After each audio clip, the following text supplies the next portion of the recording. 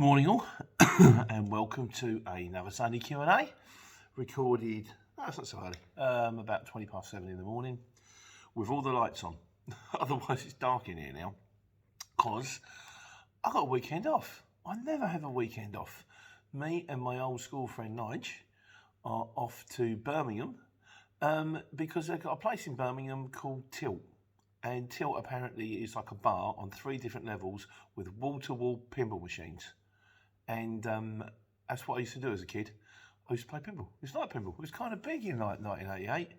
Adam's Family was my favourite. I'm looking forward to that. So I'm going to get this all done, get it all sorted, then off to Birmingham for some pinballs, a few beers and a curry. Sounds lovely. Right, so this big video this week was motorcycles. Now, I said at the beginning of the video, I'm not the motorcycle guy. Can you run on the exchange in a motorbike? And I started in the Luton van, so it's kind of, I don't know what I'm talking about at the best of times, but I threw it out there, and as usual, you guys have been kind enough to come back with like quite a bit more information. So what I'll do is I'll do a link from that video to this video. So if you saw the last video, these are the responses from the people that know what it's like to run on the exchange on a bike. Daniel Bannister says, he said, don't you require a van to run on the exchange? Strange how they refuse to accept cars but would accept motorbikes. I've got to be honest with you, that is a bit strange. And I don't know the answer to that. I don't know if they actually do refuse to accept cars, because car jobs come up sometimes. They're very much frowned upon, because normally if people want a small package, it's a van. But I think the argument can be made that there is a niche market for motorbikes, because if you want something there quick, you know, like blood or organs or, necessary documents for a house to go through or something like that, you want to put it on a bike, because bikes can go quicker. And bikes, well, theoretically, we're all limited by the speed limit, and bikes can beat traffic. So if you've got to put it through London, you put it on a bike, because it can weave in and out the traffic. Well, I don't know the answer to that, so if anyone knows anything like that, we'll carry on with that one in a further Q&A. Godzilla says, let's have a quick look-see.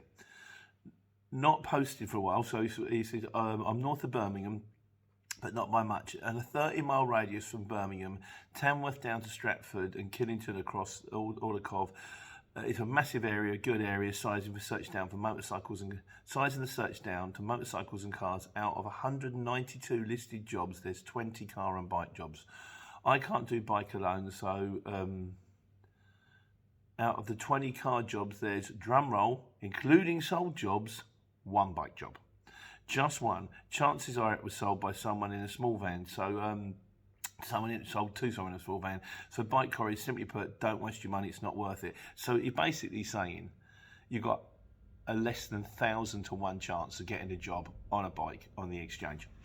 And he knows what he's talking about, because he's a regular contributor to the show. Cheers, pal. Hope you're doing all right. Are you doing airports still? Driving trucks around airports, or are you doing electric trucks? I forget. Shane Hardy says, he said, so looking at what God said, what you're saying, you can, but it's not worth it. So try to have a van as a backup. I'm not a fan of backups. I remember when I jumped into the lorry, my mechanic, because obviously he was my van mechanic, but couldn't be my lorry mechanic, because you need special lorry, well, you need sort of ratified lorry mechanics, said, would you not keep both? And then maybe you could do someday, if the van job pings up, and I kind of went, no. I'll bring 2 sets of insurance, 2 sets of parking, 2 sets of grease, 2 sets of wear and tear, and also I'll go out in a van and earn half as much money as I'm going in a lorry. If I've got a Luton van, I'm going to drive a Luton van, not a bike. So it's a nice idea, but no, I think I'm a dedicated person, mate. Dedicated vehicle, dedicated delivery. That's the kind of guy I am. Sorry about that. Ads are in the van, says, with 28 motorcycle jobs required in all the UK on the CX, you might struggle. Same as Godzilla's, yeah. Steve Campbell said, you can do Deliveroo on a bike, no cost sign up, much more work than on the exchange for a bike, I reckon. Does Deliveroo work the same way as the exchange? In the same way as Uber, you have to bid for jobs. I'll pick up, I'll go and collect that takeaway and deliver it over there. I don't know how Deliveroo works. Jeremy Hawke Courier says, back in the 90s, a lad left heading for central London, delivery on a bike, and had a nasty crash near Stonebridge. I have never had anything to do with bikes since that incident. That's a worry, isn't it? I mean, I know a couple of my mates that were doing the knowledge. Both of them are fine. Both of them are now black cab drivers. But I remember my mate Dave said they were right near the end. You know, they'd almost done. I think they'd almost passed out where they were doing the airport runs and all that, doing suburbs. And Dave said I fell off my moped and I fell off left. He said, but if I fell off right, I would have fallen off right in the path of the oncoming car. And something happened to my mate Ivan, and he won't even talk about it. And he had a great bike here. He had like his furry mitts and a whole poncho thing to put on, keep him nice and warm. And then one day he came back, put the bike in the garage, and never got on it again. And he won't even talk about it, whatever happened. So yeah, bikes are kind of cool, aren't they? But at the same time, they're kind of scary. And I don't know how I would feel if I gave a guy a bike job and then the job didn't turn up and then the customer's ringing me going, where are you? And then I ring the bike guy and realise that the bike guy's not there no more because he's underneath the bus. I don't think I sleep so great. So, yeah, it's what it is, isn't it? And finally, the last one comes from Clive Littlewood, who I believe they started with bikes. This is the Roadrunners mob. Hi, Clive. Roadrunners used to run bikes for many years, but the running cost, this is quite cool, this is the other side of things. Sorry, I'm Superman quick there. No, I wish. The running costs are so prohibitive, we stopped about 10 years ago. For example, a back tyre costs 80 to 100 and lasts about 4,000 miles. That's ludicrous. Similar cost for front, but probably 8,000 miles. The chain drive, chain, sprockets every 20,000 miles, pads and discs, etc. And the depreciation on, say, a pan-European is 4,000 a year. That's, again, ludicrous. So you need about 130 a mile to make it pay, and people will just use a small van, and it's cheaper. Bikes are quicker in good weather, but it's a hard job in the winter months, even with heated clothing and grips, etc. So it's a young man's game. You can make money with your own clients, preferably in London, but it's hard to run on the CX elsewhere. Hope this helped, Clive. That's an absolute mine of information. Thank you very much for your help. So that's it on bikes. I think the long and short of it is, if you want to run on a bike, don't run on a bike on the exchange. You can join it, but the chances are, I think you'd be hard pushed to get your money back. Unless they offer some super duper discount for bikes, I wouldn't touch it. Right, cab tech. We did cab tech. This is my thing. I've worked out in life that life is a dichotomy for many, many things. And one of the things is you get people that are either very much into cars, my wife loves cars, or people that aren't. I'm not. Me and my daughter aren't. We ain't fussed. Don't care what I drive. I remember once, I used to as a kid, not a kid, well, in my mid-20s, yeah, I drove around in a Mitsubishi Space Wagon. Have you ever seen one? It looks like an upturned burger box. It's rubbish. Because the mechanic had it and it was cheap. And I remember one of my wife's mates saying to her at the schoolyard, because she had to pick one of the kids up from school, pick money up from school in it, like, he really doesn't care what he drives, does he? And I really don't. Not that fuss, like, you know.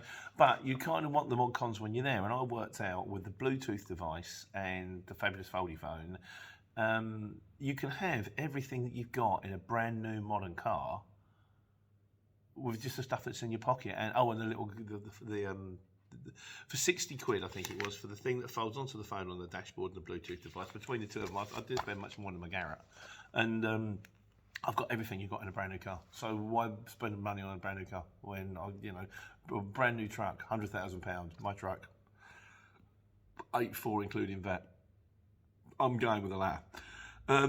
London Creative says, Hi, nice video, Pete. I like the back of the camera shot. He said, that's got to be used for driver videos occasionally. Yeah, I wired up my Osmo, Nick, but I've got a new camera. I've got one of these, it's not the new one. I maybe should have bought the new one. But I've got one of these Insta360 Goes, because it's my birthday. Next Monday's my birthday. That's why we're going to play pinball, because it's kind of an early birthday celebration, like, you know. And family's all skinned, so I bought it myself, and because I bought it myself, I got a second-hand one off of eBay, 130 quid. It's all right, isn't it? And it's tiny. It's about that big. It's like the size of a large peanut, like a monkey nut. But I've got to work it out to make it work. But it means that I should be able to do better shots when I'm mucking around with ratchet straps, like head cam, rather than that huge thing I attach to my head. And also it means that I can take 4Ks and I can go into distribution centres with it on, so you might see the other side of things a little bit more, but you've got to be careful when you're filming. But we'll come up to that one later anyway. So you can film in public, that's fine, there's nothing wrong with that. It's just being responsible for the fact that you're on a job, you know. Shane Hardy says, fabulous foldy phone, right? Plus old trucker makes Pete a happy trucker. Absolutely, mate. Yes, it does. David Winter says, Pete Bond, where's the ejector seat button? Be lucky. Well, clearly the ejector seat button, Dave, is underneath the gear stick. You flip up the gear stick and press the ejector seat button. And as soon as I find the gear stick, because it's not automatic, I'll let you know where it is. David JM says, all you need now is a transporter room to get to the destination without using fuel. Yeah, a transporter room would be good. I had a TARDIS once. Use a TARDIS as a courier vehicle. It was brilliant because you could get so much room in it. You know, can you get these pallets in there? Mate, I've got all the room in the world. It's infinite. And I can actually get to my destination before I actually left, which is great. But I had to get rid of it because it didn't have a tail lift. Tony Mason says, nice one, Pete.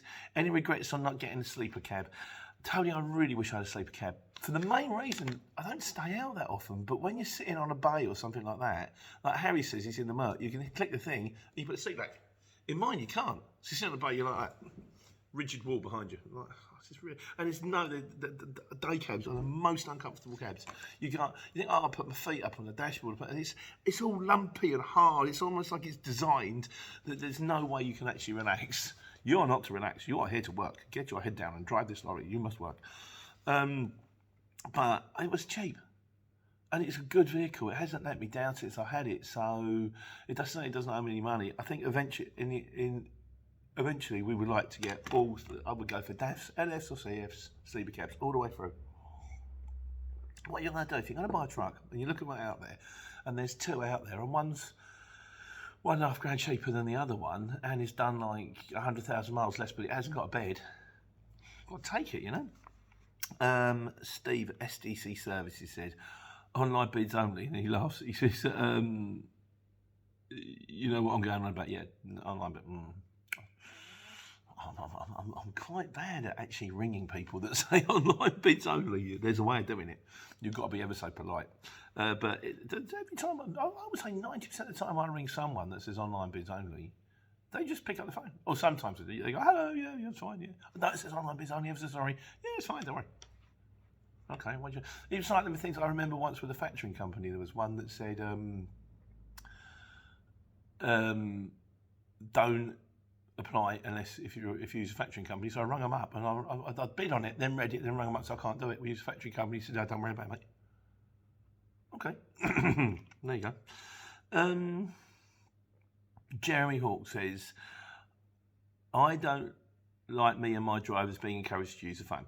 We have TomToms, DAB, Bluetooth and radios in the vans. I retrofit these in the older ones. I've even fitted one in my 30-year-old Saab convertible. Jeremy, I agree with you. But this is why I've got the setup that I've got. This is why I've got the cradle. This is why I've got the double thing. So that once you can set it up before you go, and then you don't have to use it. It is me changing the radio station on my phone on the dashboard. It's exactly the same as it would be me changing the radio station in a brand new lorry with a digital display. It's exactly the same. I totally agree with you. What I'm saying is you don't have to have a brand new lorry to have the setup in a brand new lorry if you're clever about it with the tech you've got in your pocket. And don't get me wrong, this phone, I've got the fabulous Foldy phone, although I'm almost proud to say it's now not the new one. It's now the Z3, there's a Z4 out there, because I feel a bit decadent kicking around with this phone, like, you know. But having said that, this phone in my pocket has probably got a better... I was going to get a DAB radio fitted in the Mini, retrofitted in the Mini or something like that. And the guy turned around and he said, you do realise that the actual signal on the DAB radio on your phone is better than the one that you're going to spend putting in. And I went, so were you telling me that I'm better off just getting a lead? He went, yeah. So I got a lead. Don't plug it in though, I just listen to Radio 2 now. It's okay at times. OJ Borge is on in the afternoon. I love OJ Borge, but I'm not sure he's an afternoon guy. Oh, you got a Saab convertible. That's cool. 30-year-old Saab convertible. Has it got the one where the key thing is underneath the handbrake? Because they went for a while to actually start putting the ignition underneath the handbrake. Makes absolutely no sense whatsoever. I love it. Things are absolutely pointless, but different. Gull-wing doors. What's the point? Still, look at the Delroy. TC Services says, nice setup, Pete. You could do... Oh, he said, I could do with one of those FM radio adapters instead of my old Makita site radio. Yeah, you can. I mean, even if you just got an FM radio, it's better than a Makita, mind you, if you've got digital Makita. The sound is excellent, but it's just too big and it covers one seat. What's the name of the device you use? I don't know. But if you go on Amazon There are loads of them, and they're about 18, 20 quid, and they've all got, it's just one that plugs in the cigarette lighter, and it's got a digital display on the front, it's got 2 USB ports in the back, and it's black with a blue display. And they're about 20 quid, and I'm sure they all do the job equally. And then they go up and up and up, and money, you can do this, you can do that. Don't just get a Bluetooth adapter. I bought it when I was in Shirley. Not Shirley. Sorry, Shirley. I bought it was Alice. So I've had it years. I don't even know. If someone said to me at starting up, I wouldn't even know, because I can't remember. I threw a bit of paper away. But it works very, very well. So that's Cabtech. Excuse me. Right, couple on the waiting game. That was over from last week, because there was building site involved at the end of the waiting game. Dale Steele says, I miss working on building sites. Although by the end it wasn't so much working, more bossing people around, and it's not my cup of tea. Now, I remember when we had this place built, because we were going to be moving in, and it was a site, so we were buying it, but at the same time, when I moved in here, there was nothing. There was no wood floor, there was just concrete, there was no grass outside. I built all that garden, I'm proud of that. It was mud. They did lay grass, in fairness. And the guy came around who was, that was right, we moved in, but they're doing the barns up all around us. And the guy who was the site manager seemed to spend most of his time in my house drinking tea. So, yeah, bossing people around again. A building, I can see a building site. I can see it's real people doing real jobs, constructing something that at the end of the day you can go, I built this. And you get to drive telehandlers. I love telehandlers. TC Services, he said, I dropped a bathroom off to a building site a few weeks ago after it rained. There was mud everywhere, shoes ended up caked in it, not very happy. Yeah, I understand that one too, particularly if you can guarantee the second you have the truck washed that your next job is going to be to Hovis or Barrett or Taylor Wimpey or something like that. Like, you know, I remember there's one that's come out of sort of Bedford way. It's a multi-drop for the day. It's okay. It's delivering insulation. And when I got there in the morning, the drivers all were wearing Wellington boots. And I thought, what are they wearing Wellington boots for? I soon found out. They're all delivering to sites. By the end of the day, my cab was caked in it. I went halfway up with combat trousers, like, you know, it doesn't matter, they wash, like, you know, but... right, so, the Courier Driver Awards. Yeah, I'm narrowing it down, guys. I probably won't do it this year because it's too late this year. But we get into it. So the plan is to do the Alternative Courier Driver Awards, which will be, you know, not like the best courier driver, the most money earned, all that. We want all the rubbish ones. We're going for the Rotten Tomato side of thing here. So, and we're narrowing it down. And everyone who's come up with a suggestion, I'm going to try and make it your award, you know, kind of thing. So what have we got so far? TC Services, an award for the strangest load. I booked a job which was to deliver 3 sets of urns containing ashes to a cemetery in Brighton to 3 different addresses in East Sussex. That's a good one. I once had to deliver a coffin for a gypsy wedding. That was kind of weird. It was like, you got to get it now because they need it for the morning. Very ornate it was. But yeah, I know where you're coming from with that one. Steve Campbell says, I actually uploaded a video here. Oh, because he delivered to the gate at Mini. It says, it was reasonably painless, worth spending the night in a lay-by through the traffic. I don't know why that came in on the Courier Driver Awards. I pasted that in the wrong bit. Steve, and incidentally, he was a bit late with the comment coming in, but his brakes looked out on him. That's a shocker, mate. I hope you're okay, my friend. Yeah, losing brakes in the lorry is scary as hell. The thing is, in the Ivecos, they used to work differently. So if your brakes failed, they just instantly locked on. With the DAFs, if your brakes failed, in the old days, you just had no brakes. My mate John lost his brakes coming into a corner. He basically said steer it around a corner and took out 2 cars. It was all right, you know, there was a bit of damage, like, you know, but no one died. But yeah, mate, I hope you're okay. Right, back to the awards. David Henley said, award title, shipper who pays the least for a job. I think I know who the winner will be. Yeah, I have to try and avoid defamation here. But yeah, it's still an interesting one. Categories: most unbelievable return, right place, right time, so unexpected. That's a good one. This is Clive Little again, by the way. Old Roadrunners or Rocket Guru, whatever his name is, the old bike person. Cheers, Clive. Useless as usual. Sorry, mate. Most unusual load. That one's definitely nailed on. Best price for a job. Most unusual load is definitely going to be in there. worst catastrophic job that went absolutely sideways is on there. Luke to what's his name, but we'll get into them. So anybody's got any more suggestions for the Courier Driver Awards? Think, worst load, went terribly wrong, most unusual, most unexpectedly happy forky, something like that. But I'll do 4 or 5, and then what we'll do is I'll start collecting them. Maybe. Oh yeah, before we go, London Creative says, because that thing I said about the Halle Berry thing is it's the Rotten Tomato Awards, that the Alternative Film Awards, and they are checked as much as the mainstream film ratings now. So if you do it right, it can become standard. Secondly, remember the Oscars aren't until February every year, the previous year, so there's no reason why you have to have the awards before Christmas. Categories: best private member to help, private citizen to help with a job. It's a good one. It's unusual. It doesn't happen often. Most convoluted on-site. Yeah, that's a good one. Where to go through the gate, instructions. Best bit of non-essential kit, pens, flasks, stuff like that. Worst paint job award. We know who's won that. Yeah, thanks. It's fading through. Palette, you can see Palette 9 again. I'm gonna have to get another one of those and paint it. But I've lost interest now. And best Pimp My Ride Track Award. So, but I quite like the most convoluted gate. Mini was difficult, but I wouldn't say it's convoluted. I just sat there for a long time. But the whole idea, you go, British Sugar would be a good one with that one. You actually have to pass an exam to get in, and it's not even. I thought it's going to be a Mickey Mouse exam. I got to the end. I had to guess through the questions. I couldn't find them. But cheers, Nick. So what I'll do is I'll get the awards together probably for the beginning. And I know you have to do it, but I'm running out of time, and it should be the awards for 2023. So for 2023, we'll come up with some different categories, and then through the whole of 2023, as long as I've got the brains to remember, if someone says, "Got one for you, Pete," got one for you, and then at the end of the year, we'll put them all together, and I'll put on a spangly jacket and do a little dance. No, that's something completely different. Right, the Wise Guys.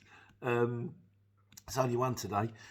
Dougie11111111 says, "Hey Pete, not sure if it's included with the CX, but are umbrella companies used within the CX? I'm not sure what an umbrella company is. I presume it's not a company selling umbrellas, and I don't think it's anything to do with developing chemicals that turn people into zombies. But I think it's to do with the fact that a company is owned by a bigger company, and then you think you're working for the smaller company, but you're actually working for the bigger company. So I think that's how it works. So firstly, if anyone could help me out by explaining to me what exactly an umbrella company is, I could have Googled it, couldn't be bothered. And then we can reply to Dougie, are umbrella companies used on CX? I don't know. And so we're on to Miscellaneous. Fuelhead J says, G'day Fred. Jay. So I got made redundant, and I'm all ready with a caddy van, so I've got my insurance sorted, my self-employed courier, but can't afford the 1,700 fee on the CX at the moment. So what other site apps can you get help from? Jay, I've done a video on this. I hate this thing. There. Something goes around, it'll be there. I think it's there. Yeah, which is, I did do a video on this. So if anybody's thinking they want to join, they want to work in a courier, but they can't afford the CX membership, there are other ways of doing it. Zoe Foster says, I have a curtain-side Luton, long wheelbase Luton van with a tail lift. Does anyone know if it would be better off on, I'll be better off on the haulage exchange or the courier exchange? Zoe, by definition, you will be on the courier exchange. The courier exchange covers vehicles from a motorcycle up, strange enough, to 7.5 tonne. And then the haulage exchange covers vehicles including 7.5 tonne up to 6 axles. So the haulage exchange is for trucks. The Courier Exchange is for vans. The good news is the chances are it'll probably be cheaper. So I think they tend to charge more for haulage than they do for Courier Exchange, or you pay the Courier Exchange membership, and then you have to pay the haulage exchange as an extra. I don't know how these things work. But I do know if you're in a van, you're on the CX, go Sole Trader, get the cheapest one you possibly can. Then watch the video what package to join. If you join the Courier Exchange, try and get it as cheap as you possibly can. I think you can get it in for around $8.50 for the year. You don't tell them you're VAT registered. Don't tell them you're a company. If they try and sell you anything else, you don't want it. Just want to start. And if it works for you, you can always expand. And if you find you need stuff, you can always expand. But there's no point throwing dough away at the beginning to find out you don't need it. It's pointless. Phil says, your seat is amazing. Phil, my seat is very bouncy. It's fine. You get used to it. It's like being on a bouncy. It's like being on a trampoline as driving. Top G said, CC is a scam. It's less than minimum wage. Top G, it doesn't work for everybody. I've said this all the way along. Not a magic wand. You get out what you put in, and no one's going to deliver a load of dough to your door. It's worked for me. It's worked for a load of people I know. It's also worked. It hasn't worked for an awful lot of people on the channel. It's kind of, I'm sorry it didn't work for you, my friend. There you go. And Fuel Edge again says, he says, so. Oh, yeah, sorry, mate, I didn't realise there was 2 questions in a separate place. I should have put them in the same place. He said, I'm starting up. I'm wondering which methods do you take as payment? Is it straight bank transfers, or do you do PayPal or other methods? Cheers, chap. I'll take it any way it comes. I'd like them to pay on time, which isn't always the way, but most of them do pay eventually. I remember near the beginning, we didn't even have a business account because you have to pay for business accounts. I don't think I'm paying for mine yet. You get it free for a little while, but I'm sure I will. So I just used like a normal account. And then I had to change it to a business account because one of the guys sent me a cheque to Vango Transport. And of course the account's not in Vango Transport.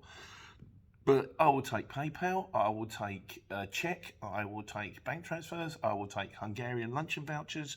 I don't mind as long as they pay. So as long as they pay and I get my dough. But on the whole, it mostly, 95% of it is bank transfers. Just go straight to account. So you just have to, and the CX has actually got a very good system for working out who's paid what and when, so that's quite handy from that point of view. Josh Rip says, hi Pete, quick question. When it comes to loading multiple pallets in a panel van and the next pallet to be removed is out of reach for the forklift, would you just use a pallet puller strap, and would you say it's the courier who provides the strap or the fork truck driver? Yes, you're dead right there. A pallet puller strap, I tend to use like a 5-ton strap, which is the kind of straps that we use in trucks. You don't use them so much in vans. You use 2-ton straps more in vans. A 2-ton strap would do it, but I'd recommend a 5-ton strap, which is, and all you get is a long strap with a hook on the end that looks like that. And all you do is on one side, you tie a loose knot. So otherwise, if you tie it too tight, you can't get the strap off. And on the other side, you loop it round, get the hook on, so it goes round itself, get the hook onto that, or just put the hook onto the forks and just get them to drag it out slowly. You use whoever strap is there first. Normally it'll be you, because you'll be with the van with the straps, so they'll be to hand. But if it just so happens the fork truck driver's got a couple of rolled up straps on the back of his truck, just pick one up and use it. You know, you work together. You go, right mate, what's the best way to do this? How do you want to do this? Do you want to do this? Blah, blah, blah, blah. You get it done. But yeah, they just, you know, they'll put the pallet down and push it in to secure it in a place. When you get to the other side, it's only one, because normally or maybe 2 if you're in a long wheelbase. But yeah, that's exactly how you do it. And Anvil Logistics, we got a big one on Anvil Logistics. Hi Pete, I really enjoy watching your YouTube channel, as it's one of the biggest subscribed on CX related channels. I think I kind of got in lucky. I got a bit of a Google wait there. I was one of the first, like, you know, so anyway, he set himself up now. He says, since then, I've set up a little channel of my own and really enjoy it. I hope it helps people like myself starting up. So we'll do a little link over to Anvil Logistics. And another guy out there doing the thing on the exchange, do a little link now. Ping it across, and another guy out there doing the thing.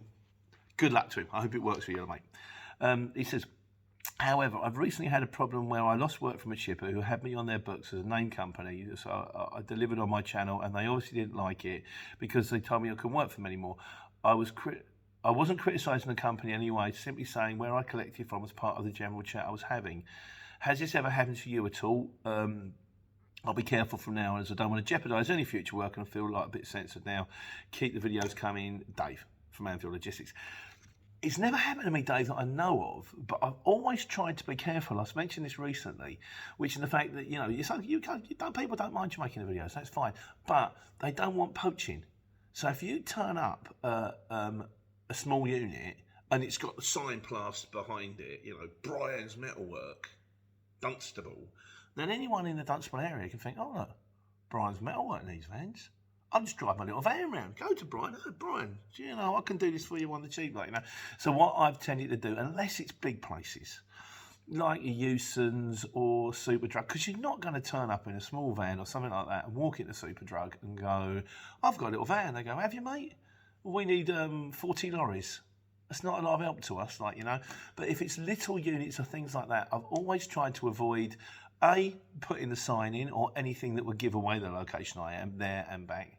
I mean, also, don't get me wrong, if you're delivering to Beastlow Manor for a film set, no one's going to turn up at Beastlow Manor and go, oh, I'm a courier driver. They go, oh yeah, we're a stately home. Why are you telling me this? You know, try to avoid anything that could harm your shipper, because it's not in your interest or their interest. It's not fair on them. They've given you a job in good faith, and then you've got to go and tell the world where you get it from. So that's, no, you can't. Best not to do that. So like I say, when I do my videos, I do my best not to mention anything that could jeopardise the people that give me the job, the shippers, you know, them losing their customers. So, but then, if you're clever about it, it's not that difficult. When I do the videos, if I'm doing a video going to a place, I stop short of the place. It doesn't make for great video, to be honest with you, because people want to see you pull in. They want to see what, you know, that gives them some conclusion. But I can't, because if I do that, I'm going to give some people the needle. Good people who give me the jobs all the time. Well, I don't want to do that. So, but I'm sure you'll go. And Dave, like I say, Dave's got his channel, Anvil Logistics. Check him out. A new guy on the road. Let's give him let's wish him the best of luck. Good luck, Dave.